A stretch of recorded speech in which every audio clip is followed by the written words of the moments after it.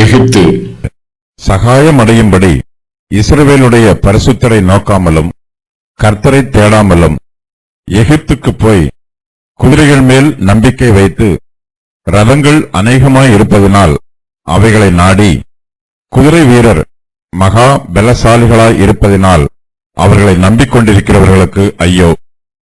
அவரும் ஞானமுள்ளவர். அவர் தம்முடைய வார்த்தைகளை மறுக்காமல் தீங்கு வரப்பண்ணி தீமை செய்கிறவர்களின் வீட்டுக்கும் அக்கிரமக்காரருக்கு சகாயம் செய்கிறவர்களுக்கும் விரோதமாக எழும்புவார். எகிப்தியர் தெய்வம் அல்ல, மனுஷர்தானே. அவர்களுடைய குதிரைகள் ஆவி அல்ல, மாம்சந்தானே. கர்த்தர் தமது கரத்தை நீட்டுவார். அப்பொழுது சகாயம் செய்கிறவனும் இடறி சகாயம் பெறுகிறவனும் விழுந்து அனைவரும் ஏகமாய் அழிந்து போவார்கள். யூதா தேசத்தார் சகாயம் அடைக்கும்படிக்கு எகிப்திற்கு போகிறார்கள். எகிப்தியர்கள் விக்கிரகங்களை ஆராதிக்கிறவர்கள். யூதா தேசத்தார் இஸ்ரவேலுடைய பரிசுத்தரை ஆராதிக்கிறவர்கள். இஸ்ரவேலின் தேவனாகிய கர்த்தரே சர்வ வல்லமை உள்ளவர். ஆனால் யூதா தேசத்தாருக்கு கர்த்தரை விட எகிப்தியரின் விக்கிரகங்களே வல்லமை உள்ளதாக தெரிகிறது. விக்கிரகங்களை ஆராதிக்கிறவர்கள் பலமிக்கவர்கள் என்றும் அவர்களே யுத்தத்தில் ஜெயிப்பார்கள் என்றும் யூதர்கள் நினைக்கிறார்கள். ஜீவனுள்ள மெய்யான தேவனாகிய கர்த்தரை ஆராதிக்கிறவர்கள் பலவீனமானவர்கள் என்றும் விக்கிரக ஆராதனைக்காரருக்கு முன்பாக அவர்கள் தோற்று போவார்கள் என்றும் தாழ்வு மனப்பான்மையோடு இருக்கிறார்கள். விசுவாசிகளாகிய நம்மிடத்தில் தாழ்மை இருக்க வேண்டும், ஆனால் தாழ்வு மனப்பான்மை இருக்கக்கூடாது. எகிப்தியரிடத்தில் ஏராளமான குதிரைகள் இருக்கிறது, ரதங்களும் அநேகமாய் இருக்கிறது. குதிரை வீரர்களும் மகா பராக்கிரமசாலிகளாய் இருக்கிறார்கள். இவர்கள் எல்லோரும் ஒன்று சேர்ந்தால் பெரிய சேனையாய் இருப்பார்கள் என்று யூதா தேசத்தார் நினைக்கிறார்கள். அசீரியாவின் ராஜா யூதாவுக்கு விரோதமாய் யுத்தம் பண்ண வந்திருக்கிறான். தங்களால் அவனை எதிர்க்க முடியாது என்றும் எகிப்தியரால் மாத்திரமே அவர்களை எதிர்க்க முடியும் என்றும் யூதா தேசத்தார் நினைக்கிறார்கள். யூதா தேசத்தாருக்கு அசீரியர் மூலமாய் ஆபத்து வந்திருக்கும் போது அவர்கள் சகாயம் அடையும்படி இஸ்ரவேலருடைய பரிசுத்தரை நோக்கவும் இல்லை, கர்த்தரை தேடவும் இல்லை. அவர்கள் சகாயம் அடையும்படி எகிப்தியரையே நோக்குகிறார்கள். அவர்களுடைய குதிரைகள் மேல் நம்பிக்கை வைக்கிறார்கள். அவர்களுடைய ரதங்களை நாடுகிறார்கள். மகா பலசாலிகளான எகிப்தின் குதிரை வீரர்களை நம்புகிறார்கள். தங்கள் உதவிக்காக கர்த்தரையே நம்ப வேண்டியவர்கள் எகிப்தியரை நம்புகிறார்கள். எகிப்தியரை நம்புகிற யூதர்களுக்கு ஐயோ என்று ஏசாயா சொல்லுகிறார். கர்த்தரும் ஞானம் உள்ளவர்கள். யூதர்கள் ஞானமுள்ள கர்த்தரை நம்பாமல் தங்கள் சுய ஞானத்தை நம்புகிறார்கள். கர்த்தருடைய ஞானம் அனந்தமானது. கர்த்தர் தம்முடைய பிள்ளைகளுக்கு உதவி செய்ய விருப்பமுள்ளவராயும் ஆயத்தமுள்ளவராயும் இருக்கிறார். கர்த்தர் தம்முடைய ஜனத்திற்காக யுத்தம் பண்ணுவார். இஸ்ரவேலின் பரிசுத்தர் சேனைகளின் கர்த்தர், அவரே சர்வ வல்லமை உள்ளவர். ஆனால் யூதர்களோ எகிப்தியரின் படைபலத்தையும் அவர்களுடைய யுத்த தந்திரங்களையும் நம்புகிறார்கள். கர்த்தரே ஆலோசனையில் பெரியவர். ஆனால் யூதா ஜனத்தாரோ கர்த்தருடைய ஆலோசனைகளை விட எகிப்தியரின் ஆலோசனையே சிறந்தது என்று நினைக்கிறார்கள். சகாயம் அடையும்படி யூதா ஜனத்தார் எகிப்திற்கு போகிறார்கள். எகிப்துக்கு போக அவர்கள் நீண்ட தூரம் பிரயாணம் பண்ண வேண்டும். கடினமான பாதைகள் வழியாக செல்ல வேண்டும். வனாந்தரங்களை கடக்க வேண்டும். அதிக கஷ்டப்பட்டுத்தான் எகிப்து தேசத்திற்கே போக முடியும். அவர்களுக்கு உதவி செய்ய கர்த்தர் ஆயத்தமாய் இருக்கிறார். அவர் தம்முடைய ஜனத்தாருக்கு மத்தியில் எருசலேமிலேயே இருக்கிறார். தாங்கள் இருக்கும் இடத்திலேயே அவர்கள் பரலோகத்தை நோக்கி பார்த்தாலே போதுமானது. கர்த்தருடைய உதவி பரத்திலிருந்து அவர்களுக்கு கீழே இறங்கி வரும். ஆனால் அவர்களோ சகாயம் அடையும்படிக்கு பரலோகத்தை நோக்கி பார்க்காமல் எகிப்தை நோக்கி பார்க்கிறார்கள். கர்த்தர் தீமை செய்கிறவர்களின் வீட்டிற்கு விரோதமாய் வருவார். தம்முடைய ஜனத்திற்கு யாரெல்லாம் தீமை செய்கிறார்களோ அவர்கள் எல்லோரும் கர்த்தருக்கு சத்துருக்களாய் இருக்கிறார்கள். அசீரியர்கள் எருசலேமுக்கு விரோதமாக வருகிறார்கள். கர்த்தர் அசீரியர் மீது தீங்கு வர பண்ணுவார்.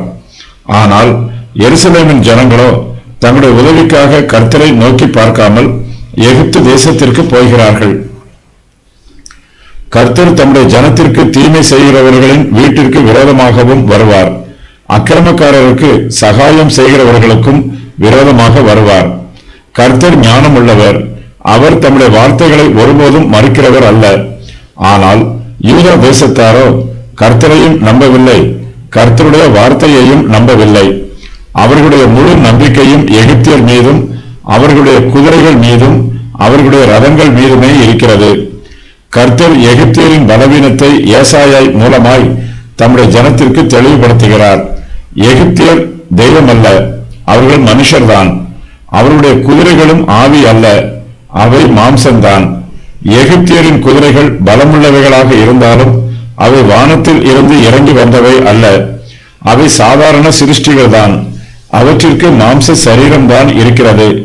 இந்த சத்தியம் எல்லோருக்கும் தெரியும், எகிப்தியருக்கும் தெரியும். ஆனால் இந்த சத்தியத்தை தெரிந்திருக்க வேண்டிய யூதா தேசத்தாருக்கு இது சரியாக தெரியவில்லை. ஆகையினால் அவர்கள் எகிப்தியரின் குதிரைகள் மேல் நம்பிக்கை வைக்கிறார்கள். சகாயம் அடையும்படி கர்த்தரை நாடாமல் எகிப்தியரை நாடுகிறார்கள். எகிப்தியரும் சாதாரண மனுஷர்தான் என்றும் அவர்களுடைய குதிரைகளும் சாதாரண மாம்சம்தான் என்றும் யூதா தேசத்தார் புரிந்து கொள்ளவில்லை. எகிப்தியராலும் அவருடைய குதிரைகளாலும் தங்களுக்கு உதவி செய்ய முடியாது என்பதையும் உணர்ந்து கொள்ளவில்லை. மாயையை நம்புகிறார்கள். எகிப்தியர் மீதும் தேவனுடைய கோபம் வரும். சகாயம் செய்கிறவனும் இடறுவான், சகாயம் பெறுகிறவனும் விழுவான். அனைவரும் ஏகமாய் அழிந்து போவார்கள். யூதா ஜனத்தார் கர்த்தரை நம்ப வேண்டும். எகிப்தியர்கள் கர்த்தருக்கும் அவருடைய ஜனத்திற்கும் இடையே தடைகளாக இருக்கிறார்கள். எகிப்தியர் மீது தேவனுடைய ஆக்கினை தீர்ப்பு வரும். கர்த்தர் ஏற்கனவே எகிப்தின் பாரத்தை பற்றி வெளிப்படுத்தி இருக்கிறார். அழிவு எகிப்தியருக்கு மாத்திரம் வராமல் அவர்களுடைய சகாயத்தை நாடி வருகிறவர்களுக்கும் வரும். எல்லோரும் ஏகமாய் இடறி விழுந்து ஏகமாய் அழிந்து போவார்கள். கர்த்தர் செய்ய வேண்டிய வேலையை எகிப்தியர்கள் கரங்களில் எடுத்துக் கொள்கிறார்கள். கர்த்தர் செய்கிற வேலைகளை அவரால் மாத்திரமே செய்ய முடியும். நாம் மனுஷருக்குரிய வேலையைத்தான் செய்ய வேண்டும். நம்மால் கர்த்தர் செய்ய வேண்டிய வேலையை செய்ய முடியும் என்று நினைக்கவும் கூடாது. இப்படிப்பட்ட ஒரு மாயமான நம்பிக்கையை நாம் மற்றவர்களுக்கு கொடுக்கவும் கூடாது. இஸ்ரவேலின் பரிசுத்தரால் மாத்திரமே எருசலேமை பாதுகாக்க முடியும். ஆனால் எகிப்தியர்களோ தங்களால் எருசலேமை பாதுகாக்க முடியும் என்னும் மாயமான நம்பிக்கையை யூதா ஜனத்தாருக்கு கொடுக்கிறார்கள். யூதா தேசத்தார் தங்களோடு உடன்படிக்கை செய்து கொண்டால் தாங்கள் யூதாவுக்கு ஆதரவாக வருவதாகவும் அவர்களை பாதுகாப்பதாகவும் வாக்கு பண்ணுகிறார்கள். கர்த்தர் செய்ய வேண்டிய வேலையை தாங்கள் செய்ய போவதாக எகிப்தியர்கள் சொல்லுகிறார்கள். கர்த்தருடைய ஜனத்திற்கு எகிப்தியரின் உதவி தேவையில்லை. சேனைகளின் கர்த்தர் சீயோன் மலைக்காகவும் அதன் மேட்டுக்காகவும் யுத்தம் பண்ண இறங்குவார். எகிப்தியரின் உதவி இல்லாமலேயே எருசலேம் பாதுகாக்கப்படும். கர்த்தரை எருசலேமை பாதுகாக்கிறவர். கர்த்தர் தம்முடைய கரத்தை நீட்டி எகிப்தை அழிப்பார். யூதா தேசத்திலே சகாயம் அடையும்படி கர்த்தரை தேடாமல் எகிப்துக்கு போனவர்களும் எகிப்தியரோடு கூட ஏகமாய் அழிந்து போவார்கள். கர்த்தரை நம்பி எருசலேமிலே தங்கி இருக்கிறவர்களோ கர்த்தருடைய பலத்த கரத்தினாலே பாதுகாக்கப்படுவார்கள். நிறைவேறிய முன்னறிவிப்புகள். எகிப்தியரை நம்பிக்கொண்டிருக்கிறவர்களுக்கு ஐயோ! கர்த்தர் தீங்கு வர பண்ணுவார். அவர் தம்முடைய வார்த்தைகளை மறுக்க மாட்டார். கர்த்தர் தீமை செய்கிறவர்களின் வீட்டுக்கு விரோதமாக எழும்புவார். அக்கிரமக்காரருக்கு சகாயம் செய்கிறவர்களுக்கும் விரோதமாக கர்த்தர் எழும்புவார். நிறைவேற வேண்டிய முன் அறிவிப்புகள். கர்த்தர் தமது கரத்தை நீட்டுவார். அப்பொழுது சகாயம் செய்கிறவனும் இடறி சகாயம் பெறுகிறவனும் விழுந்து அனைவரும் ஏகமாய் அழிந்து போவார்கள். சேனைகளின் கர்த்தர் சீயோன் மலைக்காகவும் அதன் மேட்டுக்காகவும் யுத்தம் பண்ண இறங்குவார். சேனைகளின் கர்த்தர் எருசலேமின் மேல் ஆதரவாக இருப்பார். வெள்ளி விக்கிரகங்களையும் பொன் விக்கிரகங்களையும் உங்களில் ஒவ்வொருவரும் அக்காலத்திலே வெறுத்து விடுவீர்கள். அப்பொழுது வீரனுடைய பட்டயம் அல்லாத பட்டயத்தாலே அசீரியன் விழுவான். அவன் பட்டயத்துக்கு தப்ப ஓடுவான். அவன் வாலிபர் கலைந்து போவார்கள். அவனுடைய கண்மலை பயத்தினால் ஒளிந்து போம். அவர்களுடைய பிரபுக்கள் கர்த்தருடைய கொடியை கண்டு கலங்குவார்கள். சீயோனில் நெருப்பும் எருசலேமில் சூளையும் இருக்கும். யூதாவின் கலக குணம். அவர்கள் கர்த்தரை தேடாமல் தங்களுடைய உதவிக்காக எகிப்தியரை சார்ந்திருக்கிறார்கள். குதிரைகள் மேல் நம்பிக்கை வைத்திருக்கிறார்கள். அவர்கள் ரதங்களை நம்புகிறார்கள். ரதங்கள் அநேகமாய் இருப்பதனால் அவைகளை நாடுகிறார்கள். குதிரை வீரரை நம்புகிறார்கள். யூதா செய்ய மறுக்கும் காரியங்கள். சகாயம் அடையும்படி இஸ்ரவேலுடைய பரிசுத்தரை நோக்காமல் இருக்கிறார்கள், கர்த்தரை தேடாமல் இருக்கிறார்கள். கர்த்தரை பற்றிய சத்தியங்கள். அவர் ஞானமுள்ளவர், அவரை ஏமாற்ற முடியாது. அவர் தீங்கு வர பண்ணுவார். மனுஷருடைய பாவத்தினால் தீங்கு வரும். அவர் பொய் பேச மாட்டார், தம்முடைய வார்த்தைகளை மறுக்க மாட்டார்.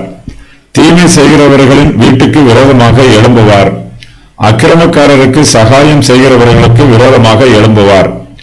எகிப்தை நம்பியிருப்பது வீண். காரணம், எகிப்தியர் மனுஷர், தெய்வம் அல்ல. அவருடைய குதிரைகள் மாம்சம், ஆவி அல்ல. யூதாவின் வீழ்ச்சியும் எகிப்தின் வீழ்ச்சியும். இந்த வாக்கியத்தில் அப்பொழுது என்னும் வார்த்தையானது இந்த தீர்க்க தரிசனம் நிறைவேறும் காலத்தை குறிக்கும். அக்காலத்தில் எகிப்தும் யூதாவும் வீழ்ச்சி அடையும்.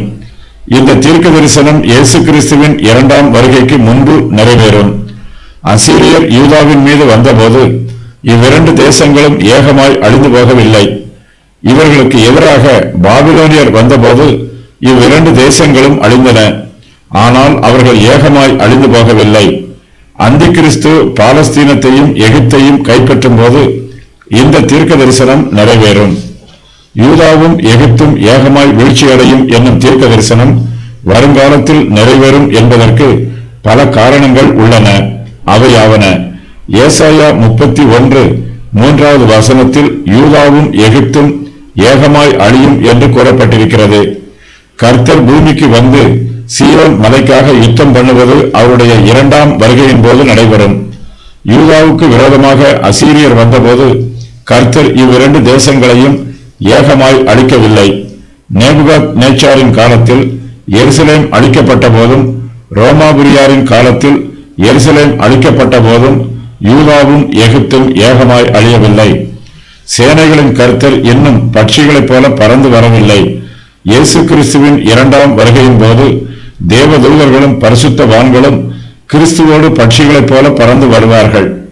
கர்த்தர் எருசலேமிற்கு ஆதரவாக இன்னும் பூமிக்கு வரவில்லை.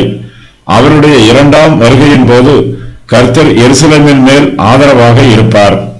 வருங்காலத்தில் ஒவ்வொருவரும் தங்களுடைய வெள்ளி விக்கிரகங்களையும் பொன் விக்கிரகங்களையும் வெறுத்து விடுவார்கள். இயேசு கிறிஸ்துவின் இரண்டாம் வருகை வரையிலும் அந்தி கிறிஸ்துவாகிய அசீரியர் அழிக்கப்படுவதில்லை. இயேசு கிறிஸ்துவே கர்த்தருடைய கொடியாக இருப்பார். அது அவருடைய இரண்டாம் வருகையின் போது நடைபெறும் சம்பவம். சீயோனில் நெருப்பும் எருசலேமில் சூளையும் என்பது இயேசு கிறிஸ்துவின் இரண்டாம் வருகையின் போது நடைபெறும் சம்பவமாகும்.